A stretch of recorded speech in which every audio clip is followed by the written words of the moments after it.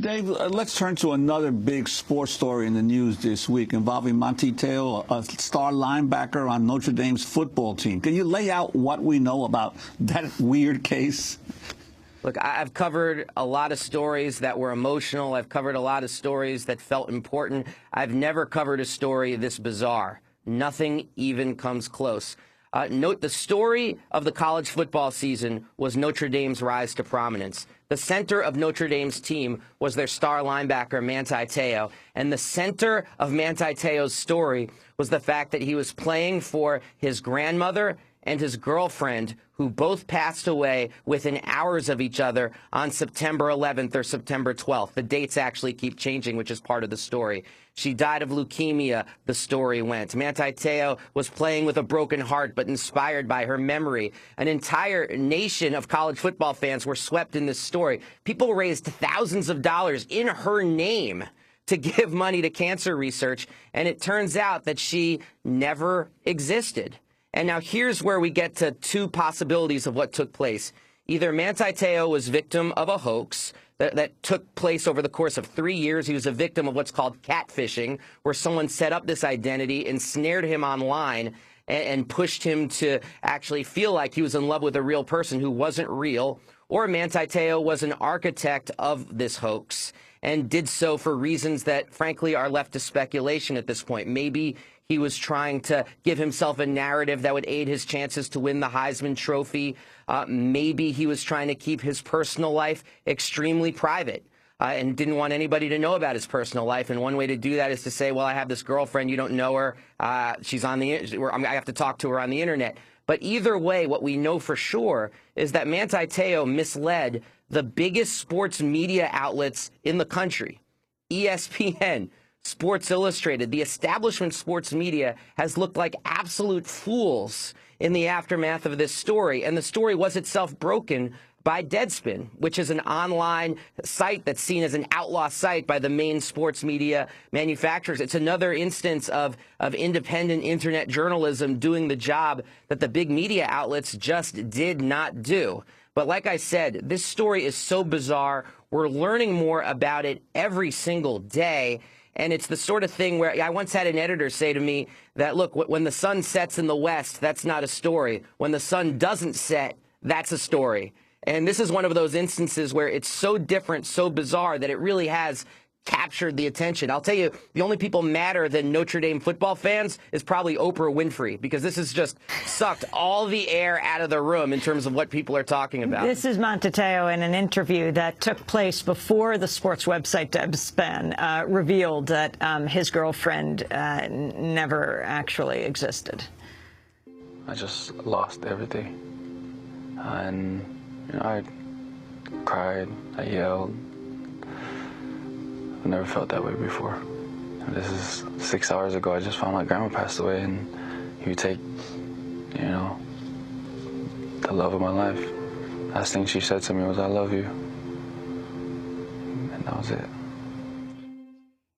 And, Dave, you were just saying that this involves the big sports media, also the teams, even opposing teams, everyone standing for. And for people who haven't followed the story to understand, did he ever say he met this girlfriend that he was in love with, that his father said would be his future daughter-in-law, that they apparently said they met after a Stanford University game? Yes. In many interviews, he's very cagey about it. And when you read them now, you can see he's not actually talking about them being together physically in the same room. But in some interviews, he talks about their eyes meeting across the football field, their hands touching. On the football field, after a game, he thanked her family specifically. Once again, there is no family, but he thanked her family for the way they were there for him in the aftermath of her death. I mean, there are only one of two ways to look at this. And let me be clear about this, too. Manti T'eo was an academic All-American. This isn't a case of somebody who's dumb as a box of shamrocks, if you will, and unable to see what is happening here. So you're really left with only one of two alternatives. Either Manti T'eo is so sweet, so trusting, so loving that he would nurse someone he'd never actually been in the same room with through her leukemia, through her death, while proclaiming his undying love without ever actually meeting her. And if this is the case, he should be isolated and studied in a lab for the good of humanity. or he was an architect of a hoax that ensnared the biggest forces in sports media and ensnared his school, Notre Dame. And this is where the story actually, I think, gets very important for a Democracy Now! Audience, because Notre Dame, they have stood behind Manti Te'o through this whole thing. They said they hired private investigators to find out the truth about what happened, and they believe him 100% that he was victim of a hoax. The athletic director, a man named Jack Swarbrick, he cried in front of the media because he said Manti Te'o, the most trusting person in the world, may never trust again. I mean, my goodness. But the same school did not hire investigators when a scandal broke out about allegations of sexual assault and rape connected to the football team. The school did not hire private investigators or shed one tear for Lizzy Seeberg, a student at neighboring St. Mary's College, a freshman at St. Mary's College who had allegations of sexual assault against the team. She was sent threatening messages from people connected to the team over her cell phone. And by the way, that's not an allegation. Those messages have been seen and documented. And then she took her own life. No tears for Lizzy Seeberg. No tears for other women who anonymously have said they were attacked.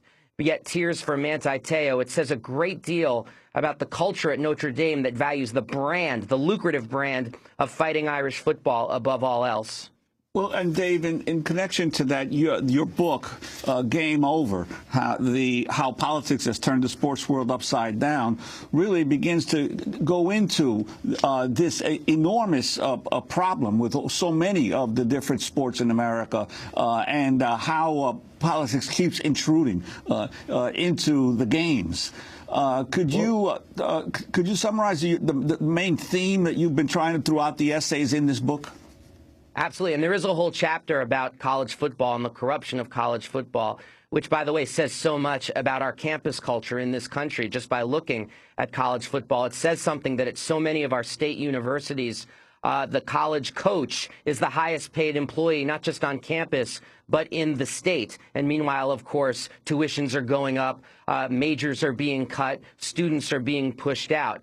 I mean, I believe sports, and this is the whole point of the book, I believe sports is like a weather vane. And you don't look at a weather vane to determine the weather. You look at a weather vane to determine which way the wind is blowing. And if you look at sports over the last couple years, it has mirrored the crisis that's taking place globally, both in terms of economics, both in terms of issues that have to do with everything from the Arab Spring to the recessions here at home to the Occupy movement, in ways that are really quite profound. And I wrote the book out of a frustration because I felt like so much of the sports media, even some of my favorite writers, were writing about this in strands. Like maybe there would be a story about the role of the Egyptian soccer fan clubs in the Egyptian Revolution. Or maybe there would be a story about the Miami Heat basketball team and the way that they proclaimed their solidarity with Trayvon Martin and his family after he was murdered by George Zimmerman. Or perhaps there would be something about LGBT or trans athletes and how they were finally emerging from the closet and proclaiming their place on the playing field. But there was no way to try to actually look at this as a totality and say, wow, if you look at sports right now, just at the sports page, you could see that our society right now in 2013 is profoundly different than it was just 5 years ago. We're going to talk about your book when you come up to New York in the next few weeks, Dave, when it actually officially comes out. Dave Zirin, sports columnist for The Nation, host of Edge of Sports Radio on Sirius XM, author of a number of books. His latest coming out later this month, Game Over, How Politics Has Turned the Sports World Upside Down. Stay with us. Thanks so much for watching this report from Democracy Now!, your daily independent global news hour. We don't accept advertising or corporate funding, but rather rely on donations from viewers like you. Please make your contribution by visiting democracynow.org. We need your support today to keep bringing you this hard-hitting, in-depth reporting.